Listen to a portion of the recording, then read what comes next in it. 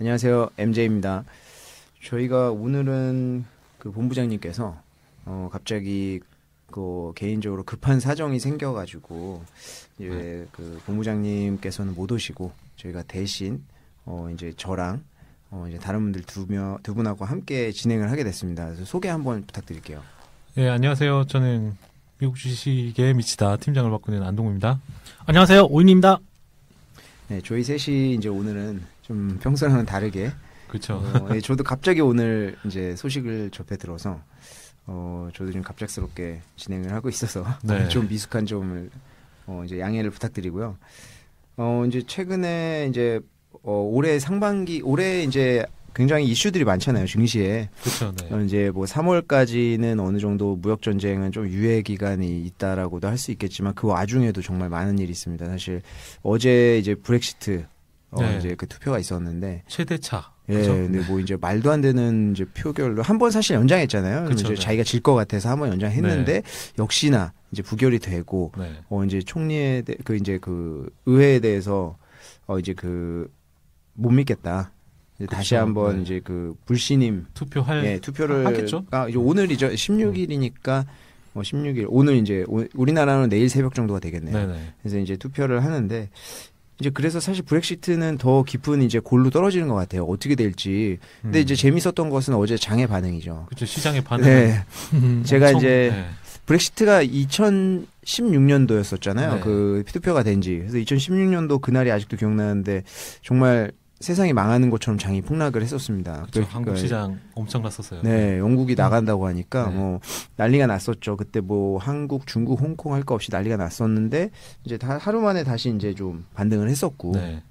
근데 지금 어제의 반응은 사실은 너무 조금 의외였어요. 부결이 됐는데도 어제 시장에서 알고 있었으니까 좀 예상치는 그쵸, 하고 네. 어느 정도 하고 있었으니까 그런 것도 그렇죠. 있지만 파운드화도 반등을 했고 어제 미국은 브렉시트 나오고 나서 잠깐 좀 흔들리는가 싶더니 10분 만에 다시 반등을 했어요. 그래서 그렇죠. 네. 마지막 사실은 예. 네. 지금 이런 것들이 보여주는 게 좀 어찌 보면은 브렉시트도 문제지만 지금 더 큰 문제가 있는 거 아닌가 하는 문제도 있지만 장이 뭐 반등은 했으니까 지금 굉장히 또 부정적인 반응이라고 보기는 좀 힘들 것 같고 오늘 이제 그 투표가 어떻게 될 건지 그런 것들에 대해서도 이야기들이 많이 있습니다. 뭐 어떻게 그렇죠. 생각하세요? 일단은 이 부신임 투표가 이제 이 보수당이 1년간 총리를 못 하게 됐었잖아요, 저번에. 네네. 그랬는데 이제 하게 되면 메이 정부가 이제 빠지고 새로운 정부가 들어온다면 이게 소프트 브렉시트라 그러나요? 하드 브렉시트 뭐 이런 이야기를 하지만 이게 지금 하드 브렉시트로 갈 가능성에 대해서는 시장이 뭐 어쨌든 떠나는 건데 영국이 과연 그렇게까지 할 수 있을 건가? 뭐 좀 의심. 그렇죠. 이게 사실은 뭐 이제 기울어진 운동장에 비교를 많이 하더라고요. 그렇죠, 네. 사실 EU 입장에서는 괘씸하죠. 네. 그때 이제 나가겠다고 해놓고 이제 와서 조금 봐주면 안 되겠냐라든지 무슨 재투표 얘기도 좀 나오고 뭐 이런 얘기가 나오는데 EU 그쵸. 입장에서 사실 이제 아쉬울 게 없는 거예요. 그러니까 네.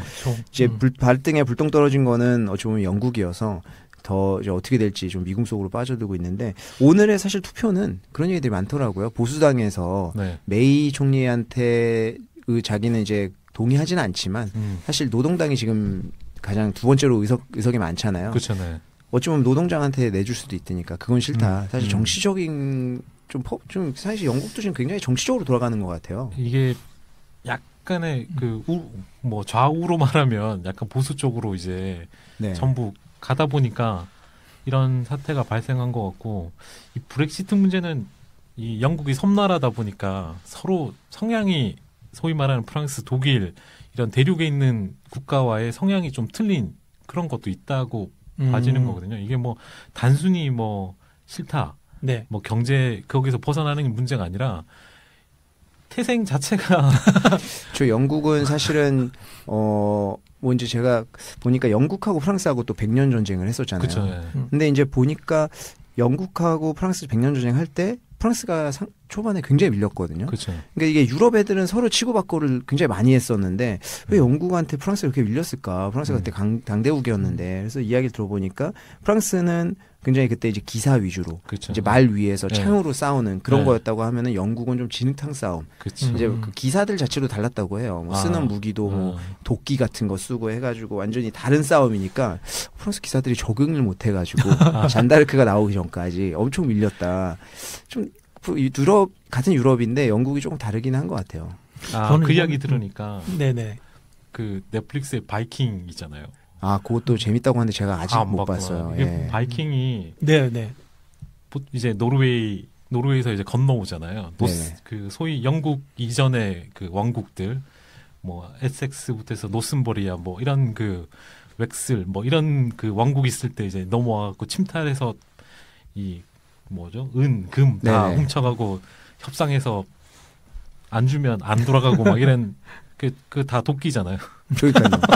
아니 보니까 거기 정착했어요. 그래서 이건 조금 다른 얘기지만 섬나라 사람들이 확실히 좀 거칠다. 예, 뭐 생회도 많이 먹고 해서 그런지 어쨌든 뭐 영국 사람들이 회를 먹는지 모르겠습니다. 저기 그 피시 그 무슨 뭐라고 하죠? 피시앤칩스를 많이 먹죠. 대구 그게 대구인가? 그건 좀 모르겠어요. 사실 저는 개인적으로 그렇게 맛있진 않더라고요. 제 입맛에는. 전 이번에 영국을 보면서요. 영국에서 이제 메이 총리가 가장 힘썼던 부분이 그 금융회사들, 그러니까 브렉시트가 만약에 대교되면 이제 금융회사들이 다 이사를 가야 되니까. 그렇죠. 영국이냐 유럽이냐 놓고 판단한다면 당연히 금융회사들은 유럽으로 가야죠. 그럴 수밖에 없는 상황이죠. 그렇죠. 사실은. 그래서 그거를 막으려고 이제 끝까지 협상을 했던 게 영국에 있는 회사 브렉시트가 되더라도 영국에 있는 회사들이 유럽에 관한 그런 권한이라든가 이런 것들이 계속 유지되게끔 해달라라고 그게 어느 정도 딜이 이제 거래가 거의 완료가 됐었고 이거를 이제 영국에서 이제 승인을 해줄 거냐 말 거냐가 같이 있었거든요. 그러니까 이거를 가만히 생각해 보면 이제 결국 영국 국민들이 결국은 이제 일자리 문제가 되는 거죠. 그래서 그런 걸 봤을 때는 이제 시장에서도 어느 정도 이 부분은 일자리를 이길 수 있는 정치는 없잖아요. 그렇죠. 그래서 그런 쪽으로 봤을 때는 시장도 결국은 이게 좀 어렵겠구나 이렇게 생각을 했던 것 같고 그래서 막상 뭐 부결이 됐다 하더라도 또 메이 총리가 지금 뭐 어떻게 될지는 모르겠지만 메이 총리 입장에서도 할 만큼 다 한 거죠. 국민들도 그걸 이제 인정을 한 거고. 근데 새로운 이제 선장이 필요하니까 이제 새로운 선장이 누가 될 거냐에 따라서 아까 말씀하셨던 것처럼 정치 소용돌이가 정치인들은 이런 진흙탕 좋아하잖아요. 그렇죠. 그래서 이런 진흙탕 싸움이 좀 일어나지 않겠느냐 이렇게 보는데 시장에서는 별 문제 없는 것 같아요. 네, 사실 이게 이제 만약에 투표에서 통과가 됐다. 그래서 이제 뭐 그렇게 되면은 14일 안에 새 정부 구성을 해서 이제 하원 의원의 신임을 받아야 되거든요. 근데 만약에 거기서 신임을 못 받는다.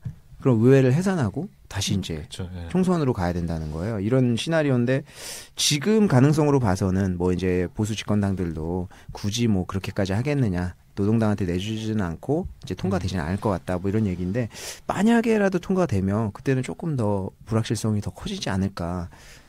그렇기 때문에 이제 뭐 제2 투표 얘기도 나오고 무슨 이제 브렉시트가 무산되고 뭐 이런 얘기도 나오는데 글쎄요, 그건 영국 입장 얘기 아닐까 싶은 생각도 들고요. 예. EU 입장 특히 독일 입장에서는 그렇게 쉽게 뭐 영국을 놔두면 선례를 남기기 때문에 그러니까요.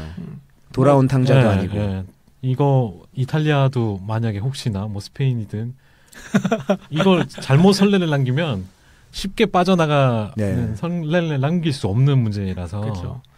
그래서 제 생각에도 이제 이쪽은 좀 불확실성은 더 큰데 어떻게 될지는 앞으로 지켜봐야겠지만 전 세계 증시에 미치는 영향은 더 작을 것 같아요. 지금은 더 큰 문제들이 있으니까 사실 무역 전쟁도 마찬가지고 그리고 어떤 사실 중국 경제가 지금 굉장히 좀 침체 같은 징후들이 많이 나오고 있어요. 뭐 소비 지표라든지 지표들이 굉장히 안 좋게 나오고 있어서 중국 내에서의 문제가 더 크고 사실은 그리고 미국도 마찬가지로 지금 계속 이제 뭐 미국에 대해서는 올해 금리 인하 얘기까지도 나오고 있으니까 사실은 경기의 어떤 피크를 찍은 거 아니냐 뭐 이런 것도 나오기 때문에 그 문제가 사실은 더 좀 급한 것 같아요. 그렇죠. 영국 같은 경우는 어떻게 보면 변수로서 그냥 뭐 한 번씩 불쑥불쑥 나오는 게릴라전처럼 그런 뭐 그렇게 시장을 뭐 약간의 충격을 줄 수 있겠지만 크게 봤을 때는 이끌어간 게 결국은 미국과 중국이기 때문에 그들 사이에서의 문제들 또 예전에도 한번 말씀해 주신 적이 있는 것 같은데 중국이 부채에 대해서 좀 엄청나게 다이어트를 하고 있기 때문에 그렇죠. 아직 빠지진 않았지만 그런 행동들을 하고 있는 것들에 대해서 시장이 이제 서서히 올해는 좀 화두가 되면서 이게 어떻게 보면 긍정적 요인이 될 수도 있는 거고요. 네. 근데 그 과정은 정말 힘들겠죠. 그 과정을 살을 빼는 데는 다이어트는 항상 고통을 수반하니까 그런 거에 대해서 좀 변동성이 좀 나오지 않을까 싶어요. 이게 무슨 문제 이게 뭐라 그러죠? 이게 꼬리에 꼬리를 무는 그런 문제 같아요. 그러니까 부채를 줄이자니 성장이 줄고 그렇죠. 성장을 유지하려면 부채를 일으켜서 성장을 해야 되는 구조잖아요. 그렇죠. 그렇죠. 사실 지금 중국이 딱 그 고리에 걸려 있죠. 순환이. 사실은 이제 뭐 반도체 굴기도 마찬가지고 지금 최근에 나오는 뉴스들 보면은 이제 오늘 또 나온 뉴스 보면 중국에 이제 디램 만들려고 했던 회사가 포기했잖아요. 네. 그 파운더리로 가겠다고. 네. 근데 사실 이런 것들 자체가 중국이 지금 약점이에요. 이제 반도체를 기술을 키우려고 하는데 그 핵심 기술은 다 미국에 있다 보니까 그쵸. 미국에서 그거를 딱 틀어지면은 어쩔 수 없는 상황이고 그리고 아까 말씀하신 것처럼 이제 부채를 좀 줄이자고 하니까 기업들이 돌아가지기를 않으니까 그쵸. 지금 계속 뭐 지난 2년 동안 디레버리징 하면서 뭐 네. 이제 자금 조달을 자본시장에서 해라 뭐 이런 식으로 많이 독려를 했는데 그렇게 다이어트 하고 있는 와중에 치고 들어온 거죠 지금. 그러니까 그쵸. 완전히 지금 사실은 진퇴양난에 빠졌어요. 그래서 굉장히 힘든 한 해가 중국에도 될 것 같은데 이게 보니까 그 캐나다랑 네. 예전에 이제 예전에 아니 몇 달 전에 그 화웨이 있었죠. 따님이 이제 그 캐나다에서 억류가 됐었잖아요. 그쵸, 네. 그것 때문에 지금 무역 전쟁이 한참인 와중에 지금 뭐 둘이 뭐 30일 날도 이제 뭐 류호 부총리가 이제 가가지고 고위급 회담을 하고 뭐 이런 것도 있지만 지금 뭐 계속 하고 있다고는 하지만 서로 계속 뭐 약점을 잡고 있잖아요. 네. 그 새우등 터진 게 캐나다인 것 같아요. 그래서 지금 결국 캐나다가 버렸네요. 네, 그때 이제 그 화웨이 그 CFO를 억류시키고 놔준 이후에 지금 그 캐나다인 몇 명이 지금 중국에서 계속 억류되고 그쵸, 있어요. 네. 그래서 사실 제 와이프가 지금 출장을 그 북경에 한 달에 한 번씩 가기로 되어 있었거든요. 12월 달에 다녀오고. 근데 지금 이번 달에는 못 가요. 캐나다인이거든요. 갑자기 캐나다. 네, 갔다가 이제 억류 당할 수가 있어가지고. 근데 이게 지금 문제가 굉장히 심각하게 번지고 있어요. 사실은 그래서 캐나다 사람들은 좀 개인적으로 가기를 두려워하는 상황인데 정부 입장에서 뭐 중국을 가지 마라 뭐 이런 그런 어떤 태도는 보이지 않았는데 오늘 나온 뉴스 보니까 중국에서는 캐나다를 이제 조금 자제하는 국가로 발표를 했더라고요. 그러니까 중국인들 가지 말라. 근데 사실 이게 간단한 문제가 아니에요. 왜냐하면 밴쿠버의 집값도 마찬가지고 캐나다 전 세계적으로 집값이 오르는 추세긴 하지만 캐나다의 집값은 특히 그 주범이 중국인들이 많이 있었거든요. 그렇죠. 네. 근데 이게 지금 그러면 만약 갑자기 중국인들 못 간다, 안 가기 시작한다. 그러면은 관광도 마찬가지지만 그런 어떤 집값도 집값이라든지 뭐 이런 것들에 투자. 좀 문제를 줄 수 있어요. 사실 밴쿠버가 제가 알기로는 토론토보다 집값이 더 비싸다고 들었는데 토론토가 실제적으로 캐나다는 그 수도는 오타와지만 토론토는 약간 좀 경제의 수도라고 할 수 있잖아요. 그쵸. 밴쿠버는 사실은 크게 역할을 하는 게 없거든요. 근데도 굉장히 거기 살기 좋다는 이유로 집값이 높은 상황인데 그런 것들이 어찌 보면 거품으로도 작용할 수 있는 거 아니냐. 그러니까 이런 것도 하나가 있고요. 최근에 나온 거 보면은 캐나다인 한 명이 이제 중국에서 이제 마약을 유통하다가 마약을 가지고 갔다가 걸려가지고 사형 선고를 받았어요. 중국에서 사실은- 마약은 그렇죠. 중국에서 마약은 당연히 좀 굉장히 사형이기는 하지만 외국인한테 그렇게까지 엄격하게 하진 않죠. 근데 제가 이걸 좀 알아보니까 이걸 메타암페타민이라고 하더라고요. 근데 제가 이게 솔직히 뭐 제가 무슨 약의 등급을 알겠습니까? 뭐 그런 거 잘 모르잖아요. 네. 우리 다 모르죠. 그래서 제가 이거를 좀 면밀히 한번 알아봤어요. 제 사촌 동생이 그 캐나다에서 지금 이민을 갔습니다. 걔네 중학교 때. 그래서 이제 그 캐나다에서 그 연방 경찰을 하고 있어요. 그래서 제가 물어봤습니다. 이 사건에 대해서 어떻게 생각하냐. 그리고 메타암페타민이 대체 어느 정도냐. 근데 제가 걸린 걸 보니까 우리나라로는 찾아보니까 이거 필로폰이더라고요. 그 소위 말하는 요번에 마약왕에서 나왔던 그 히로뽕. 네, 그게 이제 요건데 등급으로 치면은 마리아나보다는 당연히 높고요. 네. 근데 이제 그 마약 중에서는 그래도 조금 낮은 층에 속하긴 하더라고요. 등급을 얘가 그래요? 보여주는데 제가 뭐 이게 단어는 잘 모르겠습니다. 근데 한 4개를 보여줬는데 그 중에서는 제일 밑이었어요. 근데 무려 222kg이 걸렸다는 거예요. 그래서 제가 수백억 아니에요? 이게 어떻게 가능한가. 그래서 제가 이 222kg 대체 어느 정도야 물어봤더니 이 사진 한번 보시면 자기가 이제 마약 단속을 했을 때 압수한 거예요. 네. 이게 이게 브릭이라고 해서 1kg라고 하더라고요. 그쵸, 예. 이게 저게 1kg인데? 222개가 있었던 거예요. 그러니까 아마 갖고 들어가다 걸린 건 아닌 것 같고 밀수 그 안에서 갖고 와서 그걸 보관하고 보관하다가. 있던가 하여튼 뭐 어떤 꼬리가 물린 것 같아요. 음. 그래서 이분이 그 15년을 어필을 했대요. 자기는 이제 15년 살겠다 변호사를 해서. 근데 사형 구형을 한 거죠. 그러니까 사실은 굉장히 이례적이고 2015년도에도 호주 사람이 30kg 이제 가지고 갔다가 근데 이제 이 내용을 쭉 읽어보니까 이 사람은 30kg 뭐 그러니까 운동 트레이너 같은 사람인데 이거는 단백질 보조제라고 생각하고 뭐 갖고 왔다 뭐 어쩌고저쩌고 했는데 결과는 잘 모르겠어요. 사형을 당했는지 어떻게 했는지. 근데 어쨌든 이번에는 사형 선고를 받았는데 이제 일각에선 그렇게 보는 거죠. 이게 새우등 터진 거 아니냐 결국에는. 왜냐하면 15년 줄 수도 있는 거고 추방할 수도 있는 거고 왜냐하면 이 캐나다인이 보니까 캐나다에서도 마약 전력이 있더라고요. 그때 전과가 있더라고요. 그러면 추방해서 그 나라에서 처리할 수도 있는 건데 이제 굳이 사형 선고를 하고 여기서 사형시킨다는 게 이번에 어찌 보면 새우등 터진 거 아닌가. 뭔가 상징적인 의미가 있어 보이는데요. 네, 그래서 사실은 지금 이게 되게 재미있어요. 재밌는 게 아니죠. 당연히 누군가는 사형 선고를 받으니까 이거는 굉장히 뭐 무서운 일이지만 중국과 지금 캐나다가 흘러가는 게 되게 흥미롭게 좀 흘러가는 것 같아요. 사실은 캐나다가 미국에 대한 의존도 굉장히 높잖아요. 그렇기 때문에 캐나다 입장에서는 뭐 미국의 말을 듣지 않을 수가 없는 입장이었을 수도 있지만 이번에 이런 일도 있었고 앞으로 또 어떻게 더 될지 무역 전쟁이 사실은 미국하고 중국하고 화해한다고 해도 중국 입장에서는 그래 나는 미국한테 이길 수 없으니까 화해는 할게 이런 거잖아요. 예를 들어서 제가 싸웠는데 이길 수 없는 상대예요. 네. 근데 이제 화해를 했는데 그 얄밉게 그 친구가 저는 이길 수 있는 친구인데 이 친구가 그 친구의 그런 거 아니겠습니까? 이 친구랑은 화해를 해도 제가 굳이 중국 입장에서는 굳이 캐나다랑 또 개선을 해야 되냐 그거까지는 잘 모르겠어요. 그래서 캐나다는 앞으로 조금 더 힘들어질 수도 있겠다라는 개인적인 생각이 들더라고요. 중국 역사를 이렇게 살펴보면 그러니까 미국이란 강대국을 이길 수 없다면 그 나머지 국가들 미국이 데리고 있는 제후 국가들 적어도 얘네들은 중국을 무시하지 못하게끔 해놓을 필요는 당연히 있죠. 그런 쪽으로 한번 생각해 본다면 지금 하고 있는 행동들은 당연히 중국 입장에서는 당연히 어떻게 보면 필요한 어떻게 보면 이게 안 할 수도 있는 건데 긁어서 부스럼을 만들어서 보여주는 거잖아요.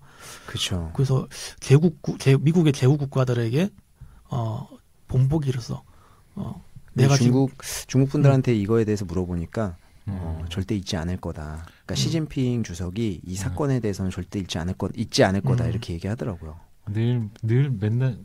늘 잊지 않겠다고 하죠. 맨날 복수는 끝까지. 그러니까 저희가 와신 상담 이런 것들이 다 중국에서 온 그 사자성어잖아요. 이러는 사이에 동남아 국가들은 오히려 중국에 대한 의존도가 점점 높아지고 있고. 그렇죠. 사실은 이제 그 중국이 특히 뭐 아프리카 같은 데는 굉장히 영향력이 크죠. 지금은 거기서 그 위안화 결제도 이루어지기도 하고 하니까. 중국이 예전부터 역사를 보면, 그러니까 지금 현재 상황에 맞춰 보면 미국이라는 절대적으로 이길 수 없는 국가가 있다면 굳이 싸울 필요가 없죠.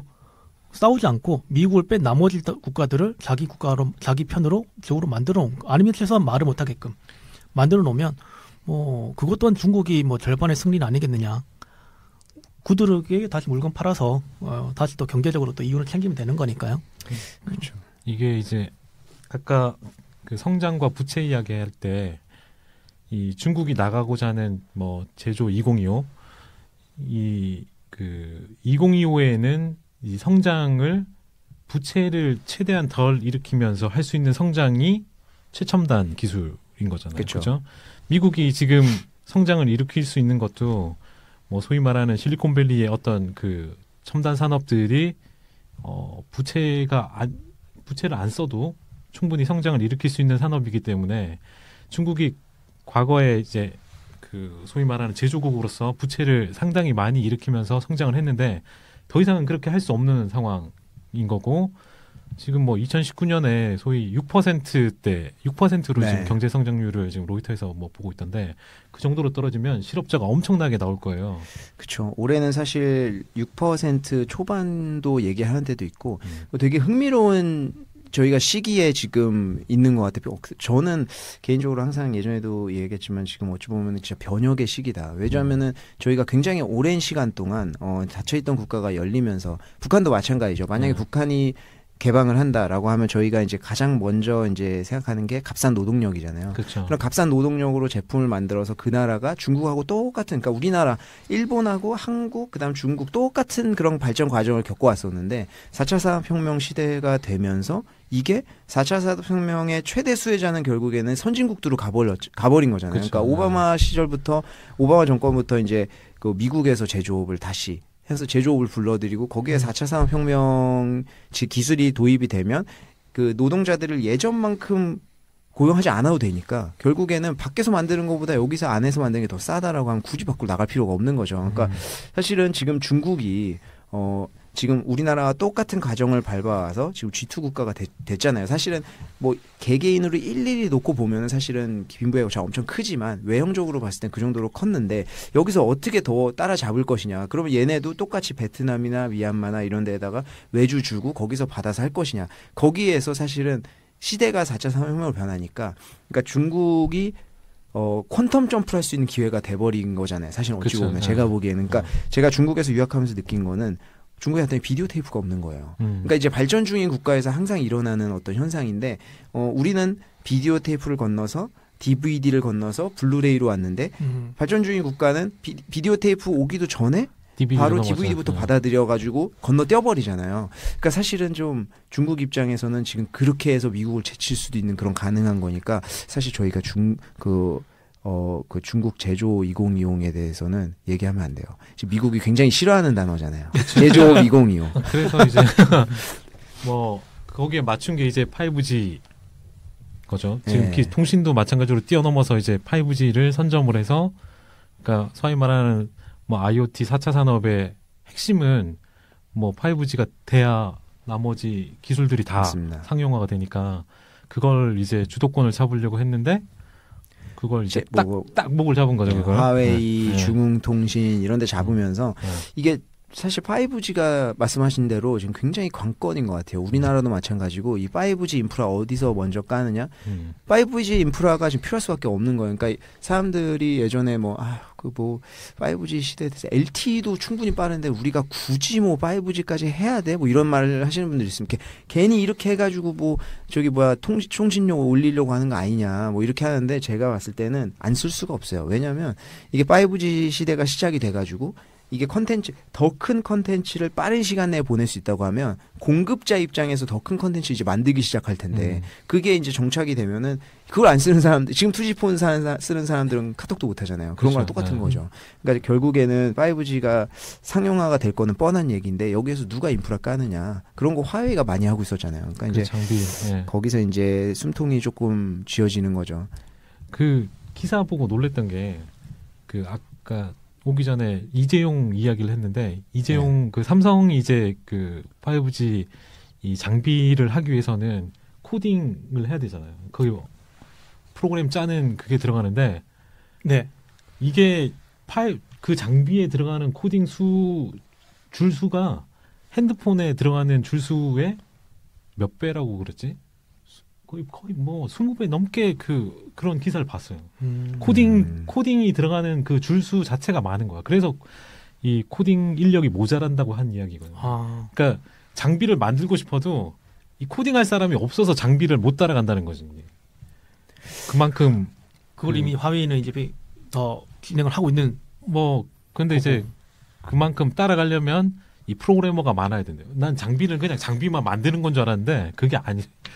그 보니까 제가 그 예전에 기업 탐방 갔을 때 그 페이스 플러스 플러스라는 기업에 갔는데 그 사무실을 구경한 적 있거든요. 거의 전 직원이 코딩하고 있더라고요. 저 그때 그런 생각 들었어요. 이렇게 많은 사람이 코딩할 필요가 있는 건가? 거의 제가 봤을 때 100명 넘게 코딩하고 있더라고요. 그 앉아가지고. 그래서 그런 거 아닐까 싶기도 하네요. 이게 그 코딩이라는 게 알겠지만 프로그램 같은 경우는 이게 실행을 10줄로 할 건지 이걸 축약해서 2줄로 할 수 있으면 그게 최고인 거잖아요. 그렇죠. 얼마나 간략하게 짤 수 있는 게 이제 그 프로그래머의 이제 능력인데 그거를 인력이 모자라는 거예요. 이걸 커버를 소위 말하는 이제 5G 시장을 지금 화웨이를 제쳐두고 한다고 해서 하고 싶은데 소위 말하는 하드웨어가 부족한 게 아니고 인력. 소프트웨어 인력이 부족한 거예요. 그래서 그렇게 되면 또 뭐 미국이든 기타에서 나라가 사야 될 수도 있겠죠. 근데 그런 거 우리나라 입장에서 보면 삼성에선 당연히 그런 이야기 나올 수 있을 수 있다고 생각해요. 왜냐하면 어떻게 보면 그 사람들도 기술자라고 볼 수가 있는데 처우가 너무 차이 나거든요. 우리가 생각하는 중국 그러면 여전히 중국 그러면 삼국지 생각하시는 분이 있는데 중국과 기술 이공계 나와서 기술을 가지고 있는 사람이 중국에 가면 대우를 더 받아요. 당장 제 친구가 졸업을 해서 태양광 쪽으로 논문을 쓰고 졸업했어요. 한국에 있는 태양광에서 있다가 중국으로 넘어갔어요. 그러다가 지금 다시 돌아와서 LG화학에 왔거든요. 와서 LG화학에서 배터리를 해요. 배터리 하는데 그쪽은 많이 벌죠. 배터리를 하는데 그러니까 중국이 돈도 더 많이 벌고 처우도 좋고 다 좋은데 왜 다시 왔느냐 했더니 중국이 곧 배터리를 하려고 한다. 거기를 가기 위해서 경력이 필요하다는 거예요. 다시 삼원계 쪽을 한다고? 그래서 한국에 와서 LG화학에 와서 배터리 쪽에 하다 보면 또 뽑아간다는 거죠. 그럼 자기는 기꺼이 중국 갈 거다. 저 그때 뽑을 때 뭐 거절할 수 없는 조건을 줄 테니까요. 그러니까 그런 걸 보면 중국이 대우를 엄청나게 잘해준다는 거죠. 그런 밑바탕이 있기 때문에 화웨이 회장이 나와가지고 어깨 힘 딱 주고 결국은 이렇게 저렇게도 화웨이 쓸 거다 하는 게 삼성이 이 정도 그런 말 할 수가 없거든요. 사람이 없어서. 쇼를 안 해주니까 대우를 안 해주니까. 근데 중국은 다 밑바닥부터 다져서 지금 왔기 때문에 결국은 이렇게 가나 저리 가나 화웨이가 처음에 얼굴 마담이니까 좀 초반에 좀 두들겨 맞을 수는 있겠지만 결국은 화웨이를 쓰지 않을까. 지금 사실은 좀 진퇴양난이죠. 화웨이도. 폴란드인가요? 거기서 또 한 명이 스파이 의심을 사서 지금 해고했어요. 그렇죠. 글쎄요, 진짜로 산업 스파이도 가능한 것도 있고 지금 사실 어떻게 될지 모르겠어요. 왜냐하면 그 중흥통신이 2000 몇 년도였죠? 15년도였나? 하여튼 좀 몇 년 전에 미국에서 벌금 크게 한번 맞은 적이 있어요. 그쵸, 비슷한 그때는 뭐 이제 그 무역 금지 국가에 뭐 팔았다는 이유로. 그러니까 사실은 저는 좀 그런 것 같아요. 그 중흥통신, ZTE라든지 화웨이 이런 애들은 앞으로 뭐만 있으면 때려 맞을 것 같아요. 그러니까 대표적인 애들이기도 하고 핵심 기술들이 있다 보니까 좀 그 팡주식 같은 느낌? 지금 최근에 증시가 꺾이면 팡주식이 제일 먼저 얻어맞잖아요. 그런 것처럼 좀 일선에 서 있다 보니까 주가가 잘 가다가도 뭐 이제 화웨이는 상장 안 돼 있지만은 ZTE 같은 경우에는 잘 가다가도 이런 이슈 있을 때면은 꼭 한 번씩 얻어 터질 수 있을 것 같아요. 해킹 문제에 대해서는 제가 10년 전에 그런 뉴스가 봤어요. 마이크로소프트가 그 당시 해킹. 그래서 독일의 총리 휴대폰 다 털리고 미국에서 그걸 했었죠. 그래서 유럽에서는 난리가 났었잖아요. 아시아에서는 다 미국 편 다 뜨니까 노코멘트 했지만 독일의 메르켈 총리는 그 당시에 난리가 났었고 마이크로소프트가 소프트웨어에 들어간 제품을 통해서 해킹을 하고 막 음성이 다 미국 다 들어가고 한 나라에 독일이라는 나라의 총리가 다 나누고 있는 휴대폰을 하고 있는 이야기를 다 미국 다 들어가고 근데 그 당시에는 불과 한 달 만에 다 덮었거든요. 미국이니까. 근데 지금은 증거는 없어요. 맞죠? 화웨이가 하면 중거는 그쵸. 없어요. 근데 중국이니까. 10년 전에는 미국에는 그게 파워죠. 미국이니까 넘어갔던 거고 여기는 중국이니까. 뭐 얼마 전에만 해도 사우디에서였나요? 그 대사관에 불러가지고 암살시켰는데 그것도 조용히 넘어갔잖아요. 그건 이제 약간 정치적인 문제가 그렇죠. 있으니까. 비행기 좀 사주고. 이럴 때가 투자자가 정말 힘든 것 같아요. 그러니까 회사를 보고 하자니. 근데 아까 그 팀장님께서 이제 중국의 최근 이제 경제 성장률에 대해서 말씀을 하셨는데, 그럼 이제 실업자들 같은 것도 말씀하셨어요. 근데 이게 재밌는 게 당연히 이제 경제 성장이 떨어지면 실업자들이 지금 늘어나는데 그 와중에 지금 무인화 바람이 불고 있어요, 중국에. 그러니까요. 중국도 마찬가지로 무인화 관련된 것들이 엄청 나오는데 뭐 알리바바, 텐센트, JD.com 할 거 없이 무인화 식당 뭐 이런 것들 나오는데 최근에 이제 뭐 한국에도 좀 뉴스가 됐었는데 하이딜라오. 그러니까 하이딜라오가 저거 호거집이잖아요. 그 샤브샤브. 근데 그거 이제 뭐 강남역에도 있고 여러 군데 있는데 상장됐습니다, 작년에 그 중국에 중국 증시, 홍콩 증시에. 근데 얘네가 국경에 처음으로 이제 무인 식당을 냈다는 거예요. 그거 봤어요, 기사. 네. 근데 이게 재밌는 게 그래서 제가 주변 지인들한테 이런 얘기를 했더니 주변 지인이 아니 인구가 그렇게 많은 중국에서 무인허가 왜 필요하냐. 오히려 실업률만 늘어나는 거 아니냐. 갑자기 제가 그 생각이 나서 그러는데 이게 제가 가보지는 못했는데 그 주변에 이제 그 중국 분들이 있다 보니까 뭐 이제 가본 사람들 이런 얘기 들어보니까 신기하대요. 뭐 이제 이렇게 앉아 있으면 그 뭐죠? 그 상 자체가 이거 테이블 자체가 네. 다 유리로 되어 있어가지고 거기서 이렇게 찍어가지고 컴퓨터로 이렇게 해서 주문을 하면은 로봇이 진짜 갖다 준다고 하더라고요. 그러면 제가 이제 든 생각이 그래 이거는 샤브샤브니까 어쨌든 국물 갖다 주고 우리가 뭐 해서 먹으면 되니까 그럴 수 있다 치자. 근데 JD.com에서 만든 그 그 웨일라이 찬팅이라고 있는데 웨일라이가 미래거든요. 네. 미래 그리고 찬팅이 식당이에요. 미래 식당, X 미래 식당이라는 건데 이거는 보니까 요리도 기계가 해줘요. 그래서 내가 기계가 요리를 대체 어떻게 해주냐 해서 봤더니 그 제가 이제 영상을 보니까 그 식당에 뭐 예를 들어서 제가 뭐 짜장면을 시킨다. 그럼 짜장면 재료가 딱 세팅이 되어 있는 거예요. 그치. 그럼 그게 들어가가지고 재료 세팅해서 순서가 있잖아요. 뭐 1번 넣고 2번 넣고 그러면 1번 넣고 2번 넣고 딱 해가지고 순서에서 나오더라고요.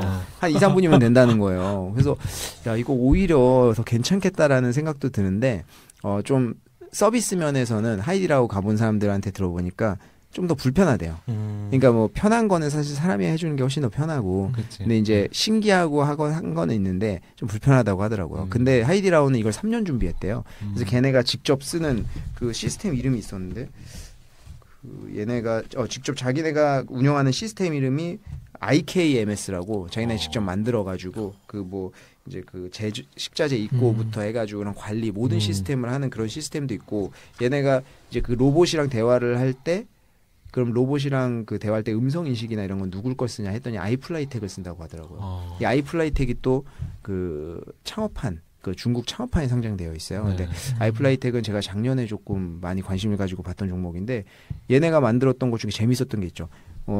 나중에 이제 그 구글에서 아이 플라이 날다 할 때 태그는 TK 딱 쓰면은 아이플라이텍 트럼프 치면은 나오는데요. 얘네가 트럼프 음성한 거. 영상을 트럼프의 말한 것들을 쫙 모아가지고 그거를 이제 분석을 해요. 빅데이터로 분석해가지고 트럼프가 중국말 하는 걸 만들어냈잖아요. 오바마랑 그렇게 해서 되게 자연스럽게 만들어냈는데 사실 얘네 아이플라이텍 기술이 되게 뛰어나거든요. 얘네가 그 중국의 방언이 엄청 많잖아요. 그쵸. 그 방언들을 다 이해를 하고 영어로 그 해석하는 통역기도 있고 그래서 기술이 굉장히 뛰어난 기업인데 얘네랑 같이 해가지고 음성인식 시스템을 쓴다고 하더라고요. 그래서 사실 지금 중국이 제가 늘상 말씀드리는 거지만 텐센트랑 알리바바 둘이 굉장히 이제 대결하는 구도인데 그 와중에 뭐 JD.com이라든지 다른 기업들도 그 생태계에 대해서 이렇게 좀 커가고 있는 지금 상황이다. 그래서 앞으로 이제 무인화가 더 많이 된대요. 그러니까 알리바바 같은 경우에는 그 허마시엔성이라고 있는데요. 그 알리바바가 생태계가 되게 큰데 그 중에 하나가 허마시엔성이라고 있습니다. 그러니까 허마가 하마, 그쵸. 그 시엔성이 하마 선생님 뭐 이런 그 마트인데 얘네가 그 신선식품 파는 마트예요. 그 인수한 거 아니에요? 허마시엔성이요? 허마시엔성은 얘네가 인수를 했는지 모르겠는데 한 1년 전부터 이제 막 그 상점이 나오기 시작을 했어요. 그래서 그 신기하다고 이제 뭐 올라오는 영상들 많은데 가면은 직원이 한 명밖에 없어요. 그 저기 계산대 직원은 한 명밖에 없고 나머지는 다 무인 계산대. 그래서 들어가면은 직원들도 없어요. 그냥 제가 상품을 뭐 이렇게 딱 해가지고 뭐 지역별로 딱 놓으면은 위에로 쫙 올라가서 이제 천장 타고 그 선을 타고 쫙 가요. 그럼 걔네가 바로 트럭으로 들어가는 거예요. 그래서 제가 하면 30분 내로 배송. 그런 좋다. 시스템인데. 결제도 이제 다 무조건 이제 안면 인식이나 이거 뭐 그 위챗페이나 뭐 알리페이 이런 걸로 다 페이를 하는 거고 그 하나 있는 거는 그거 없는 사람들 외국인이나 뭐 이런 사람들 거기 서서 줄 서가지고 하는 건데 이것도 되게 이제 그 당시에도 지금도 마찬가지로 굉장히 혁신적인 그런 작품이었었는데 거기에도 무인식당이 생겼거든요. 똑같이 이제 뭐 누르면은 나와가지고 로봇이 배달해주고 이런 무인식당인데 그것도 이제 더 많이 만든다고 하더라고요. 결국엔 뭐 그렇게 하면 나중에 가면 비용이 어차피 떨어지니까. 그렇죠. 가격 싸움에서 어쨌든 뭐 결국에는 제국처럼 하나가 거의 잡을 가능성이. 그렇죠. 지금 하이디라이오도 실제로 그 상점에서 인력 비용을 20% 감축시켰대요. 네. 그렇게 하면 비용 낮춰서 뭐 밀어버리면 그 주변은 다. 거기에 그렇죠. 뭐 저렇게 될 거고. 그리고 진짜 맛집이 아니라고 하면 예를 들어서 사실 한국도 마찬가지로 진짜 맛집들이 있어요. 근데 요새 약간 그런 느낌 없으세요? 그 초밥집이 어느 순간인가부터 굉장히 많아졌어요. 보급형 초밥집. 그렇죠. 17,000원, 18,000원 정도 되면은 먹을 수 있는 초밥집인데요. 여기는 맛이 있어요. 맛이 있는데 다 똑같아요. 하나같이. 이게 이름만 다르고 딱 보니까 이거는 저 집하고 비슷한데. 그러니까 이게 저도 자세히 모르겠습니다만은 보급형인 것 같아요. 약간 이제 어떤 맨 위에 어떤 그런 걸 전수해주는 그런 데는 하나 있는 것 같고 나머지는 다 거기 가서 배우는 것 같은데 어쨌든 이런 보급형 초밥집이 어떤 시스템인지 모르겠지만 많이 생겼어요. 근데 그 와중에도 굉장히 비싼 고급 스시집이 있잖아요. 그쵸, 예. 그러면은 이 보급형 스시집 같은 경우에는 사실 로봇으로 대체될 가능성도 있다고 봐야 되는 거거든요. 근데 이제 그렇다고 해도 막 비싼 오마카세 이런 데는 결국에는 사람의 선택에 맡기는데 그때도 되겠죠. 근데 아까 말씀하신 것처럼 이런 보급형은 바뀔 수도 있겠다. 다 이런 생각이 들더라고요. 저는 무인 식당 이런 게 나오면 가장 먼저 생각했던 게 그 식자재라든가 이런 것들을 둘 중 하나잖아요. 뒤에서 사람이 다듬어 주던지 네. 아니면 지금 레토르트라나요? 그냥 끓이기만 하면 되는 거. 전자레인지 돌리기만 나오는 거. 네네. 그런 것들이 지금 굉장히 많은 식품들이 나오고 있잖아요. 그런 식품 회사들이 오히려 성장을 좀 할 수도 있겠다. 앞에서 로봇이 왔다 갔다 해주고 주문받고 배달해주고 그러니까 그 고객 손님한테 그러면 그냥 간단하게 요리를 딱 해줄 수 있는 것들 그리고 균이랑 맛에 그렇죠. 라면이라든지 요즘에 중국 요리 중에서도 우리나라 같은 경우는 갈비탕도 그렇게 막 하고 그쵸. 별의별 게 다 나오잖아요. 그 비비고 제품 굉장히 많이 먹는데 되게 그런 좋더라고요. 식품 회사들이 오히려 좀 호황을 누릴 수 있지 않을까 그렇게도 한번 생각 좀 해보고 있어요. 그러니까 중국이 지금 빠르게 알리바바, 텐센트로 좀 재편이 되는 그런 모습이고 또 중국의 최근에 어떤 이슈들이 애플이 이제 중국에서 굉장히 힘든 시간을 보내고 있잖아요, 지금. 그쵸, 네. 가격 낮췄어요, 처음으로. 애플이 자존심도 꺾고. 중국에만 낮춰. 네, 어떻게 그런 일이 있을 수 있지? 한 번도 이제 콧대 높게 안 깎던 친구들이. 근데 이제 사실 그게 끝이 아니다라는 얘기들이 지금 신문에 계속 나오고 있는데 스타벅스에 대해서도 지금 얘기가 나오고 있습니다. 근데 사실 저도 이 부분에 좀 동의하는 면이 있어요. 왜냐하면 스타벅스가 지금 매장이 한 3,600개, 700개 뭐 이 정도 되는데 얘네가 사실 스타벅스 주가에 있어서는 항상 중요한 게 중국이었었잖아요. 다른 데 시장은 워낙 잘하고 있고, 그쵸. 이탈리아 이런 데도 생가구 얘를 또 선전하고 있고. 근데 중국에서는 유독 안 됐었거든요. 3,000개 이상에서 크게 증가하지 못했었어요. 근데 얘네가 합자회사 형태로 들어갔었어 그랬었던 건데. 그쵸. 지금 작년이었죠. 자기네가 이제 지분 다 사가지고 우리가 하겠다. 그래서 사실 그때 이후로 주가도 조금 반등을 하고 기대를 하고 있는 상황인데 지금 이제 되겠냐 이거죠. 그러니까 이게 3,600개에서 4년간 2배 네. 목표가 그거였는데 결국엔 골드만삭스에서 우려하는 것도 소매 판매 둔화가 이제 경기 둔화로 이어지고 그게 이제 이 스타벅스의 성장에 뭐라 그러죠? 걸림돌이 될 거라고 이제 이야기하는 거죠. 그런데 이제 스타벅스 제가 작년에 하나 영상도 올린 거 있는데 작년에 이제 로스터리 상해 매장을 갔었어요. 그때 상해 갔을 때. 네. 1시간 기다렸어요. 커피 한 잔 먹는데. 스타벅스에서요? 늦게 갔는데. 사실 아침 일찍 안 가면 안 돼, 거기 옛날에. 네, 사실 스타벅스는 안 된다 해도 여의도에 있는 IFC의 리졸브 매장이 있습니다. 네. 거기는 계속 사람이 많은 것 같아요. 아침 일찍 빼고 점심시간에 많은 거는 그럴 수 있다 치는데 계속 자리가 많아요. 없죠, 그죠? 예, 거기는 계속 잘 되는 것 같고. 근데 이제 제가 드리고 싶은 말씀은 이미 좀 이렇게 잘 돼도 사실은 커피숍은 이제 하나에서 소화할 수 있는 물량이 있고 계속 이제 커피숍은 계속 늘려가면서 이제 잘 되면서 이제 매출이 좀 느는 건데 중국에서 지금 또 이렇게 지금 소매가 좀 꺾여가지고 사실 안 좋은 상황에 들어가는 것도 있지만 이제 작년 중순 정도부터 해가지고 또 러긴 커피라고 걔네들이 지금 계속 치고 올라와가지고 사실은 좀 힘들거든요. 그러니까 제가 러긴 커피를 마셔봤어요. 근데 저는 스타벅스 입맛에 맞춰져 있어요. 왜냐하면 제가 스타벅스한테 엄청 로열 고객입니다. 저는 스타벅스 저거 저 뭐죠 사이렌 오더도 제가 처음으로 써봤어요. 아. 제 커피 그 앱을 쓴지 오래됐는데 아직도 기억나는 게 그 사이렌 오더가 됐다고 이제 알림이 뜨더라고요. 그래서 어떤 건지 너무 궁금한 거예요. 근데 제가 그때 이제 야간 근무할 때였는데 이제 여의도에 출근을 했는데 당연히 9시 그때 9시 뭐 이럴 때니까 거의 문 닫을 때니까 사람이 없는 거예요. 저밖에 없었어요. 근데 사이렌 오더를 하고 앉아 있으니 웃기잖아요. 그래서 이거 좀 그렇다 해가지고 제가 얘기했어요. 죄송한데 사이렌 오더 오늘 시작했다는데 이거 한번 해보고 싶다. 그랬더니 하래요 웃으면서. 그래서 제가 이제 그 앞에서 하니까 바로 받더라고요. 저 뭐 여쭤봤어요. 막 원리라든지 그런 것도 여쭤보고 했었는데 어쨌든 갑자기 얘기가 샜네요. 근데 이제 스타벅스 그래서 저는 스타벅스를 오랫동안 마셔가지고 그 입맛에 좀 익숙해요. 그 쓴 커피 맛에. 근데 러긴 커피 마시니까 좀 옅은 느낌은 있더라고요. 근데 사실은 제가 느낀 느낌은 그런 느낌이었어요. 그 한국의 이디야 같은 느낌. 가격이 저렴하면서도 그쵸. 나쁘지 않은 커피. 게다가 배달까지 되고 신세대 개념하고 섞어가지고 좀 힙한 느낌.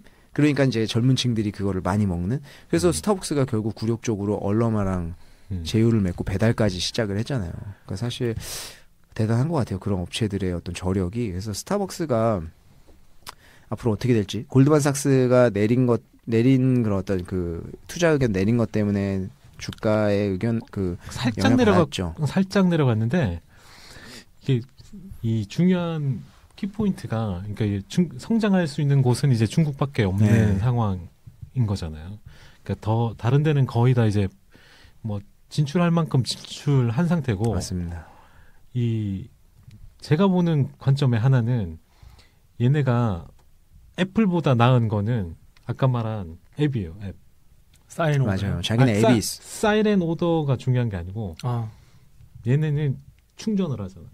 나 그거 무시 못해요. 충전하면 저 같은 경우 이제 10,000원 이하로 떨어지면 5만 원이 충전이 돼요. 저도 똑같아요. 네. 원 플러스 그러면 쿠폰 주고. 네. 5만 원이 충전되기 때문에 이 5만 원이 어디가 있겠어요? 그렇죠. 얘네가 다 사용할 수 있는 거죠. 이게 그거로 굴릴 수 있는 자금도 전 세계적으로 그걸 많이 그렇게 해서 확장시켜서 그렇겠네요. 커피 팔아서 남기는 게 아닌 상황으로 가고 있는. 맞아요. 그때 자금이 무슨 은행보다 많다 그런 뉴스를 제가 본 적이 있어요.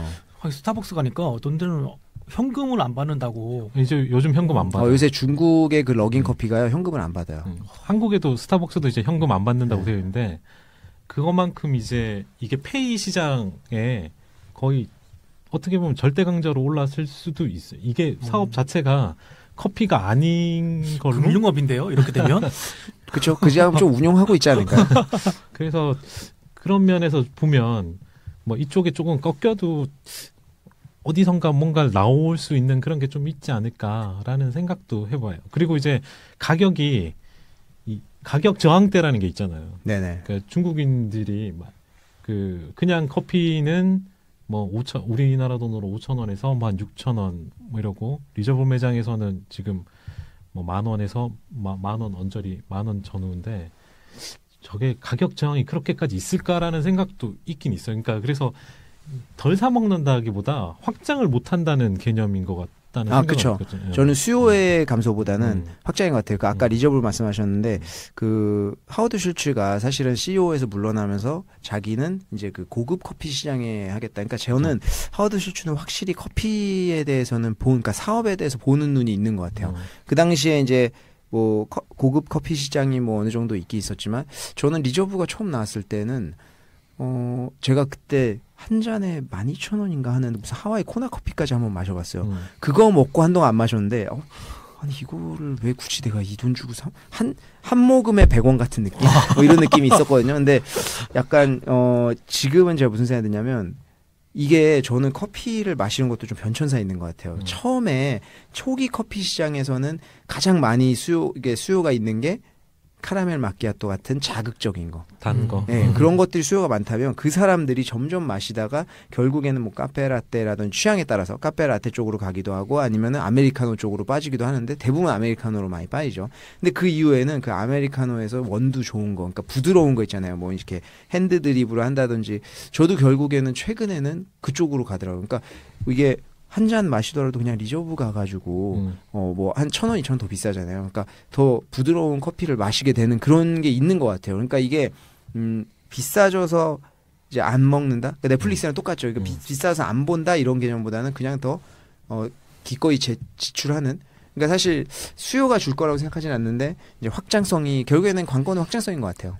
그러니까요. 그 확장성이 안 된다는 부분에 대해서는 동의를 할 수밖에 없어요. 지금 상황이 사실은 그러니까. 3,600개까지 되는데도 사실 확장 속도가 조금 느린 것 같아요. 제 개인적으로 봤을 때는. 왜냐하면 지금 뭐 중국이 도시화율이 60몇 % 정도 되나요? 그러니까 아직까지 좀 성장 공간도 있는데 확장이 너무 제가 봤을 때 느린 것 같은? 이게 스타벅스 매장 내는 그 법칙 같은 게 있잖아요. 얘네들은 나름 절대 뭐 그냥 갖다 꽂는 게 아니고 그렇죠. 되는 곳에다가 집중적으로 매장을 내는 전략이기 때문에 뭐 그렇게 보면 이게 중국도 뭐 그럴 만한 공간이 그러니까 도시가 많다고 해서 여기 도시가 있으니까 여기 매장 하나 내자 뭐 이런 전략은 아닌 그럴 수 것 같아요. 있겠네요. 네. 사실은 냈을 때 수요가 별로 없겠다고 판단이 들면은 이 친구들은 확실히 그 보는 눈이 있는 것 같거든요. 여기 저희가 녹음하는 망원동에도 스타벅스가 있잖아요. 그렇죠. 근데 제가 이제 예전에 망원동 살았었는데 스타벅스가 들어온 게 제 기억으로 한 10년 넘었을 거예요. 그쵸. 그 당시에는 그 망원역 부근이 이렇게 발달하지 아무것도 않았어요. 없었어요, 네, 그때. 정말 아무것도 없었거든요. 근데 스타벅스가 들어왔길래 얘네가 왜 이런 생각밖에 안 들었거든요. 그때 맥도날드도 마찬가지고. 네. 근데 이렇게까지 될 줄은. 지금 거기 망원역 스타벅스 가면은 자리 없어요. 네, 자리 없어요. 되게 잘 돼요. 물론 거기서 다 도서관 같은 느낌이 좀 나긴 하는데 어쨌든 좀 특이하잖아요. 거기 1층보다는 2층에 거의 직원 눈치 안 봐도 되는 공간이니까. 그래서 사실 저도 이제 녹음하러 왔을 때 시간이 한 10분, 20분 나오면 사실 커피 한 잔 사 먹기도 애매하고 그러면 그냥 전화 통화하면서 올라가면은 그냥 누구 있겠거니. 그리고 요거는 좀 팁인데 요거는 제가 말씀드리면 안 될 것 같습니다. 몰래 들어가는 방법 이런 것들 있잖아요. 이런 걸 네. 더 듣고 싶은데. 이거 제가 따로 개인적으로 말씀드리겠습니다. 개인적으로. 어쨌든 중국 관련돼서 오늘 좀 이야기를 좀 많이 나눴는데 그 최근에 나온 뉴스 중에 또 비자랑 마스터카드에 대해서도 지금 중국에서 그쵸. 나오는데 네. 사실 저는 비자랑 마스터카드 주식을 되게 좋아해요. 그렇죠. 아멕스 카드는 별로 그닥 좋아하지 않습니다. 이거 되게 재미있는 게 아멕스 카드가 아메리칸 익스프레스잖아요. 네. 근데 미국에서 많이 안 쓰인대요. 이게 아메리칸인데. 네. 결제할 수 있는 데가 많이 없대요. 네. MS가 적습니다. 약간 그 고퀄에 옛날에 그 아멕스 그 카드 발급 그죠. 받으려면 힘들었어요. 삼성카드 이런 거 네. 맞습니다. 너무 고급화하려고 등급이 높다 보니까 사실 저는 비자나 마스터카드를 좋아하는 이유가 이제 페이먼트가 시장이 커지니까 얘네는 어느 정도 성장의 한계 측에 거의 다 그러니까 새로운 시장을 개척하지 않으면 성장의 한계에 다다르고 있는 시기였었는데 그때 페이먼트가 갑자기 생기면서 온라인 결제 이런 게 생기면서 거저먹었어요. 시장이 갑자기 커졌어요. 그러니까 도약 시기를 얹어가지고 더 커졌는데 지금은 이제 현금 아까 우리 또 얘기했듯이 현금 안 갖고 다닌단 말이에요. 그러니까 현금 결제할 일도 없어요. 그러니까 이제 다 카드 아니면은 뭐 이제 그 페이먼트로 찍는데 여기에 다 얹어가는 숟갈만 얹어가는 형태 아니겠습니까, 사실은. 이게 그 페이 관련 기술인 거죠, 기술.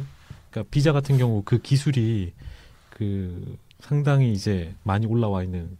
그러니까 카드 회사라고 안 보는 비자가 거잖아요. 기술주죠. 네. 그래서 이제 약간 느낌이 테크주로 지금 분류가 돼 있는데 그만큼 이제 핀테크 기술이 엄청나게 따라올 수 없을 만큼 뭐 기술이 높은 거죠. 지금 페이 관련해서는.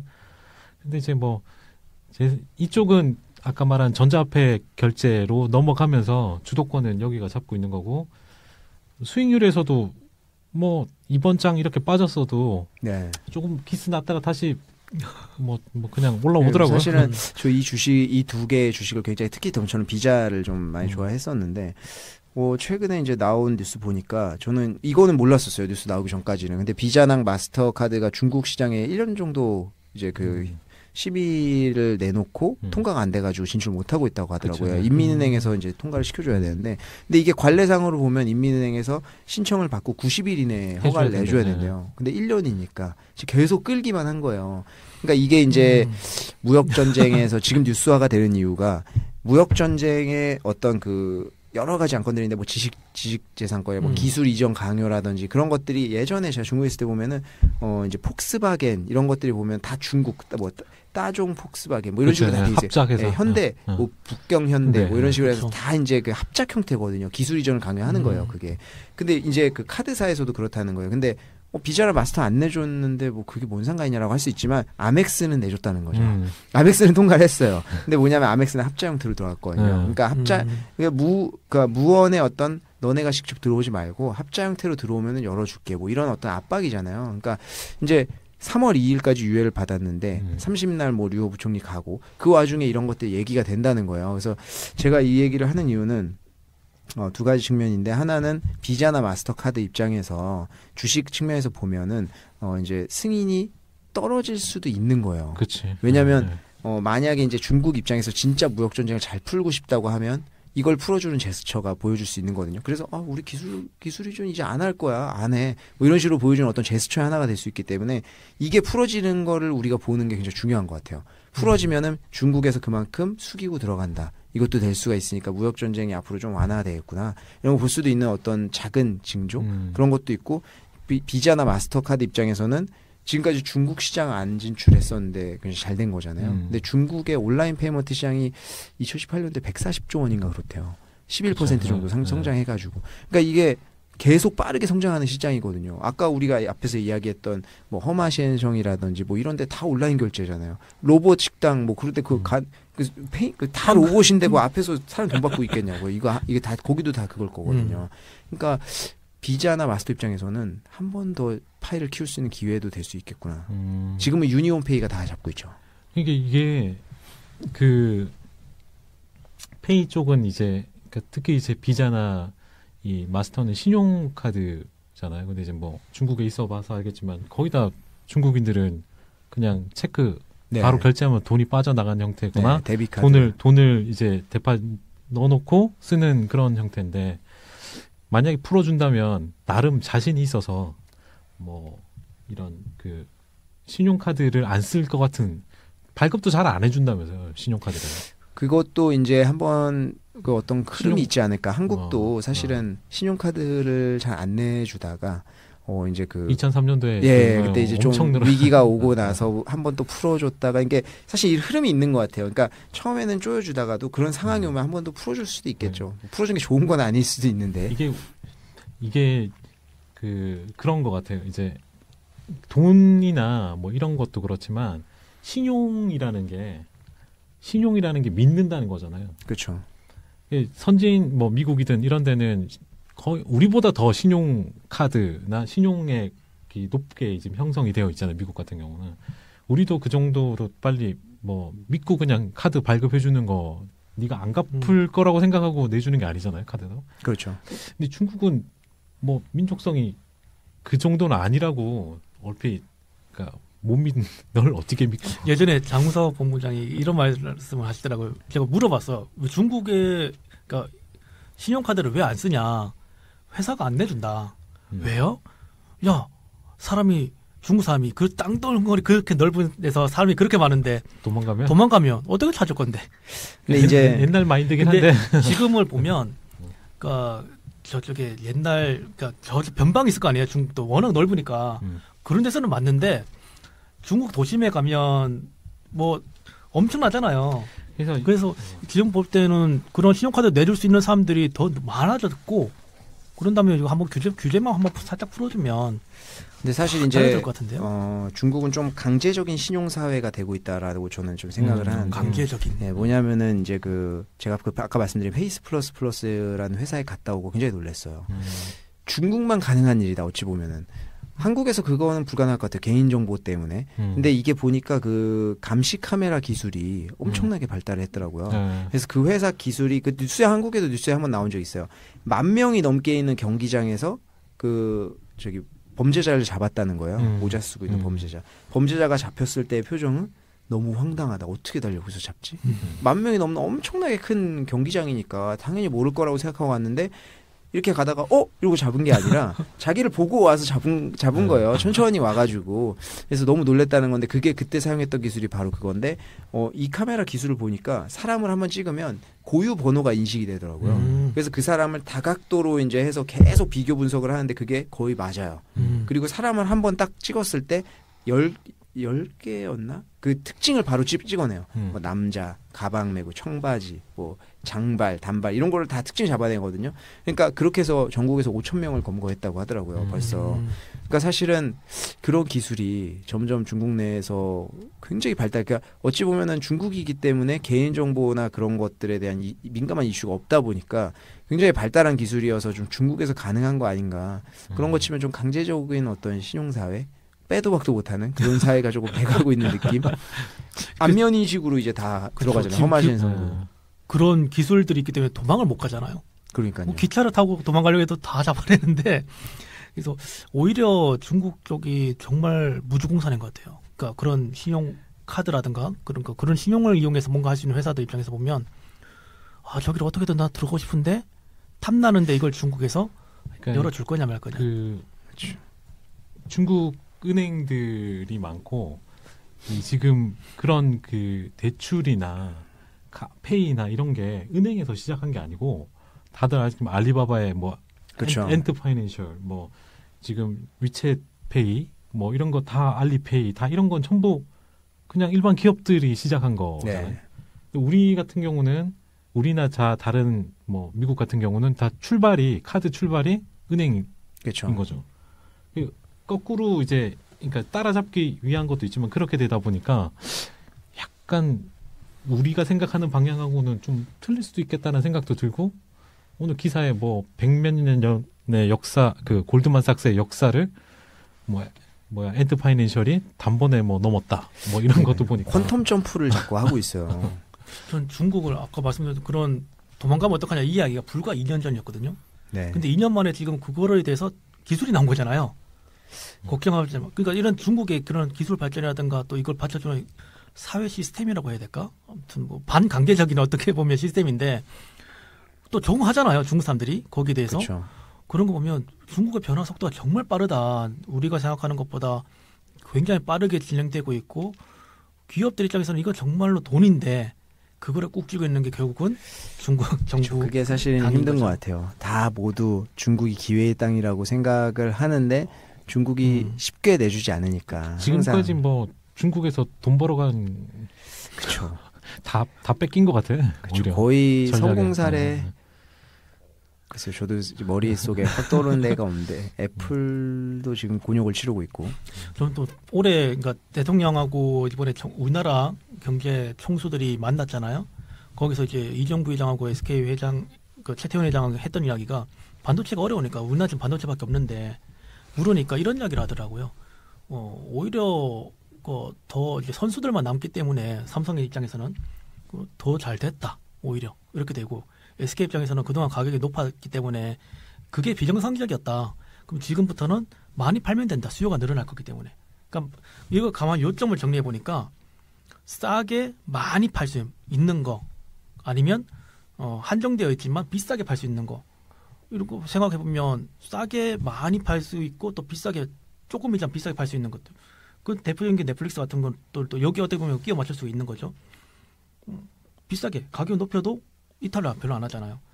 그러니까 이런 쪽으로 보면 저는 이게 정말 중국 시장에 딱 맞다고 생각하거든요. 미국 입장에서는 쉽지는 않을 것 같고, 네, 근데 중국 입장에서는 이런 시장도 있고 저런 시장도 있고 다 있기 때문에 오히려 기회가 될 것 같은데 문제는 트럼프죠. 이리 가나 저리 가나. 트럼프도 그걸 알고 있고 어떻게든 저걸 뽑아 먹어야 된다 생각하고 있을 거기 때문에 시진핑 그러니까 중국 입장에서는 이걸 적정한 선에서 서로 이제 줄 건 주고 받을 건 받아오고 하겠죠. 그게 이제 이게 경제 뭐 주식 이야기만으로 생각하면 쉽게 풀릴 것처럼 보이지만 그렇지가 않은 세계 역사가 그렇게 이렇게 풀리지 않은 것 같아요. 그래서 단번에 이거 뭐 더 사줄게, 뭐 좀 열어줄게로 끝날 문제가 아니라는 미봉책 생각은 있어요. 정도. 그렇죠. 확실하게 미국은 중국을 너희는 그냥 제조국으로 그냥 살아.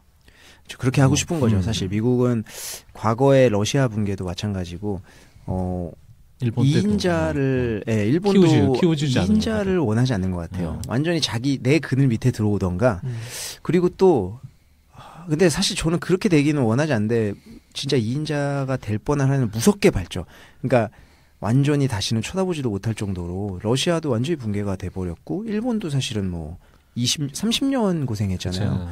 그러고 나서 이제 뭐 알았어 너네 저환율 해 봐줄게 뭐 이렇게 해주는 건데 중국이 근데 그렇게 된다고 하면 사실은 그때랑은 조금 또 다른 문제니까 그쵸. 사실은 전 세계 경제가 어떻게 될지 저는 그렇게까지 되지는 않았으면 하지만 미국은 궁극적으로는 결국에는 독보적인 위치를 계속 유지하고 싶을 거예요. 그러니까요. 근데 지금 셧다운이 또 최장을 갈아치웠잖아요. 그렇죠. 지금 트럼프 대통령이 다보스 포럼까지도 못 가겠다. 다보스 포럼이 뭐 20 며칠인가? 뭐 네. 그런데 그때까지도 셧다운 계속 될 걸로 예상을 하는 것 같은데 뭐 비상사태 선포하겠다 얘기는. 근데 일각에서는 만약에 셧다운이 더 길어지면 1분기 GDP 성장률 0% 나올 수 있다고 이런 얘기도 나오더라고요. 그쵸. 이게, 지금 문제가 되게 심각한 것 같아요. 이게 볼모로 삼고 어쨌든 뭐 빨리 민주당이 뭐 하길 바라는 그런 것 같은데 민주당도 만만치 않은 것 같고. 그런데 그 벽을 지금 장벽 사실 그 관건이 지금 장벽 관련된 예산이잖아요. 그렇죠. 아 그거는 정말 딜레마인 것 같아요. 민주당에서 이거를 좀 물러선다? 장벽을 세우는 거 물러선다? 근데 사실 웃긴 거예요. 지금 뭐냐면은 민주당은 원래 이제 보호무역주의를 이야기하잖아요. 그쵸. 항상. 네. 그리고 이제 공화당이 자유무역주의인데 지금 바뀌었어요. 입장이 바뀌어가지고 뭐 보호무역주의가 꼭 장벽을 이야기하는 것은 아니지만 지금 뭐 입장이 좀 바뀐 것 같은 느낌이 들어요. 그래서 둘이 좀 계속 싸우고 있는데 이게 어떻게 해결될지 지금 참 걱정이에요. 지금 뭐 그 화장실 같은데도 지금 공원 같은데 네. 엄청나게 지금 쓰레기가 쌓여 있다는 거잖아요. 그렇죠. 네. 이거를 저는 이것도 좀 웃겨요. 셧다운 된다고 아무도 일을 안 한다는 것이. 그거잖아요. 동사무소에 등본 하나 때려갔는데 없어. 사람이 없어. 네, 사실 그것만 생각해도 정말 패닉인데요. 전 다음 주에 이사 가야 되는데. 이게 거기는 이제 무노동 무임금 확실하게 지키는 나라 아니에요? 너무 맞죠? 아니면은 트럼프가 개인 재산을 좀 해가지고 그거를 하든가 좀 재산도 많은데. 이게 그러니까 우리 외부에서 보는 미국이랑 내부에서 보는 미국이랑은 또 틀린 것도 있을 거고 이 트럼프는 장기적으로 뭐 2차 집권을 해야 되는 입장이 있고 거기에 자기의 표심 그러니까 소위 말하는 정말 그 트럼프를 지지하는 열렬 지지층이 한 30 몇 프로가 되잖아요. 네네. 그걸 꽉 잡고 가려면 장벽 세워야 되는 그렇죠. 문제가 있고 그 외부에서 엄청나게 밀려 들어오나 봐요. 뭐 온두라스부터 해서 뭐 멕시코를 거쳐서 문제는 그 안에 마약 뭐 그런 것 가지고 들어오니까 뭐 그런 것도 있고 그렇죠. 근데 있겠지만. 사실은 저는 이제 그 장단점이 좀 있다고 생각을 해요. 단점이 더 뭐 당연히 미국 사람들끼리는 단점이 더 크니까 그렇겠지만 장점 중에 하나는 노동력의 유입이라고 생각을 하는데 그거를 모르겠습니다. 제가 미국 사람도 아니고 거기 산 사람도 아니기 때문에 뭐 섣불리 얘기하는 거는 좀 아니지만 오히려 햇볕화 시켜가지고 그거를 오히려 더 이제 그 노동력으로 끌어들이는 그런 얘기도 제가 본 적이 있거든요. 그렇게 하는 게 오히려 더 나을 수도 있다라는. 전체적인 입장에서는 그럴 것 같은데 이 소위 말하는 그 표에 관련된 백인 하층 그들의 이 블루칼라와 농민들이죠. 네, 그렇죠, 그거를 그렇죠. 만드는 문제. 뭐 그런 게 이제 연관돼 있다 보니까 그렇죠. 사실은 이제 정치라는 것이 뭐 그러니까 총기 못 없애는 거랑 사실 똑같은 거 아닐까 싶네요. 저는 근데 그 문제를 보면서 오히려 그게 11조 원이거든요. 우리나라 돈으로 11조 원. 11조 원 가지고 지금 정부 폐쇄시키고 민주당과 공화당이 그 트럼프가 지금 쩔쩔 매고 있는 건데 우리는 저기 강바닥에 24조 원 때려붙고 지금 46조 원 들어갔거든요. 우리나라 규모에서 46조 원이 들어간 걸 저기는 11조 원 때문에 지금 저러고 있는 거단 말이에요. 반대로 말하면 그 정도로 그러니까 정치인 시스템이 대통령 하나가 나선다고 해서 쥐락펴락할 수 있는 그럼요. 나라는 아니구나. 미국은 그 정치 시스템이 엄청나게 견고하게 잘 돼 있는 것 그래서 같아요. 반대로 말하면 민주당도 이 상태로 계속해서 가지는 못할 거다. 트럼프 공화당도 문제가 되겠지만 민주당도 문제가 될 거니까. 그러면 정치적인 협상이 나오지 않겠느냐. 그럼 세 가지 정도의 안건을 갖다 놓고 누군가는 두 개를 가져갈 거고 누군가는 하나를 가져가겠죠. 트럼프는 끝까지 아마 장벽을 가져가려고 할 거고. 그러면 나머지는 이제 헬스케어라든가 이런 부분들 또 민주당 계속해서 밀고 있는 부분들 그런 것들에 대해서 이제 민주당이 두 개 정도 가져가지고 결국은 정치적으로 해결하지 않겠는가 이렇게 보는 거죠. 뭐 하긴 해야겠지. 그러면서 이제 트럼프가 이 상태로 장벽만 가져가면 이제 손해 보는 것 같으니까 이제 중국하고 이런 뭐 무역 협상이라든가 이런 것들 잘 어떻게 보면 마무리까지는 아니더라도 어차피 만성적으로 갈 거니까 뭐 어느 정도 이제 좀 잘 해결책 찾고 있다 이런 소식을 또 터트려주면 트럼프도 이제 표를 또 얻게 될 거고 그러면 이제 결국은 민주당과 공화당이 서로 어느 정도 선에서 마무리되지 않겠는가. 그래서 길게 갈 것 같지는 않은데 일단은 지금은 둘 다 발을 뺄 수가 없잖아요. 그래서 지금은 일단 강대강으로 부딪힐 수밖에 없죠. 근데 저는 상당히 부러웠어요. 그런 부분을 보면서. 결국 11조 원 가지고 그래? 대한민국보다 엄청 큰 나라가? 우리는 뭐 엄청난 그보다 근데 뭐 몇 배 이미 더 그 쏟아부었는데. 예산에 잠깐 11조인데 그 예산 자체는 이미 뭐 엄청 크기 때문에. 근데 뭐 개인적인 희망으로는 그냥 장벽까지는 세우지 않았으면 좋겠다라는 생각 드네요. 너무 삭막해지는 것 같아요, 이 세상이. 그렇죠. 물리적 장벽이니까요. 네. 휴전선이죠, 우리나라처럼. 그러게요. 우리나라는 지금 휴전선 없애려고 하는데 될지 안 될지 모르겠지만. 그게 어쨌든 그렇죠. 네, 저희가 그러면 오늘 첫 번째 방송 이쯤에서 네, 마치도록 마무리하죠. 하겠습니다. 네. 예. 그럼 오늘 저희가 좀 이것저것 이야기를 좀 많이 나눴는데 정리를 좀 하면은 중국 이야기를 좀 많이 나눴어요. 그쵸, 그래서 네. 뭐 브렉시트로 시작을 해서 뭐 이제 중국, 캐나다랑 중국 뭐 어떻게 될 것인가, 그리고 중국의 뭐 비자 마스터 그런 카드 문제라든지 아니면은 뭐 스타벅스 문제, 스타벅스. 뭐 그런 것도 이렇게 무인화까지 해서 오늘 좀 그 셧다운까지 해서 네. 굉장히 많은 짧은 주제를 시간에 예, 압축적으로 너무 우리가 청취자분들께서 오히려 너무 이거 이 주제 저 주제 왔다 갔다 하는 거 아닌지 하는 고민을 좀 걱정을 좀 하시는데 네. 어쨌든 제가 갑자기 아까 한 가지 지금 기억난 게 있네요. 그 222kg의 히로폼이 네. 시가로 치면은 5억 원 정도 된다고 합니다. 5억 원밖에 안 돼요? 네. 더 될 것 얼마 같은데. 안 되네? 5억 달러 아니고. 그거는 시장마다 다르겠다라는 생각도 있는데, 제가 이제 그 캐나다에 있는 동생한테 물어보니까, 뭐 이제 그 시장에 형성되는 대충 가격으로 봤을 때 5억 원 정도 얘기하더라고요. 어쨌든 그 정도 되는 금액인 거 보니까 그 친구는 거기서 장사하려고 했던 것 같아요. 어쨌든, 그 오늘 이야기를 잘 나눴고, 여기서 그러면은 뭐 어떻게 인사 한 번씩 해주시죠. 네, 뭐 오랜만에 녹음에 참여했는데 이렇게 또 이야기하다 보니까 뭐 시간도 빨리 가고 재밌었어요. 이제 뭐 정말 녹음 자체는 저는 오랜만에 한 거거든요. 자주 뭐 찾아뵈면 좋을 것 같은데 어떻게 될지는 모르겠습니다. 일단 다시 뭐 찾아뵙는 그날까지 다들 뭐 무탈하시길 바랍니다. 오늘 뭐 두서없이 그냥 뭐 친구처럼 이렇게 저렇게 이야기를 좀 많이 한 것 같은데요. 저희 친구죠. 또 정말 친구예요. 저희가 동갑입니다. 네, 듣는 분들도 아마 잘 해석해서 순서 맞춰서 잘 들었을 것 같고요. 다음 주에는 아마 장우석 본부장이 올 네네. 겁니다. 네, 오늘 갑자기 또 날씨가 추워진 것 같아요. 이제 날씨 많이 추워졌는데 몸조리 잘하시고 올해 이번 주에도 뭐 오늘 나오는 이제 뭐 그 투표라든지 뭐 영국 투표라든지 뭐 여러 가지 좀 지켜봐야 될 것들이 있어요. 넷플릭스 실적도 있고 하기 때문에 이번 주에도 좀 긴장의 끈을 놓치지 않고 잘 봐야 되는 장이 될 것 같다라고 하면서 좀 마치도록 하겠습니다. 감사합니다. 감사합니다.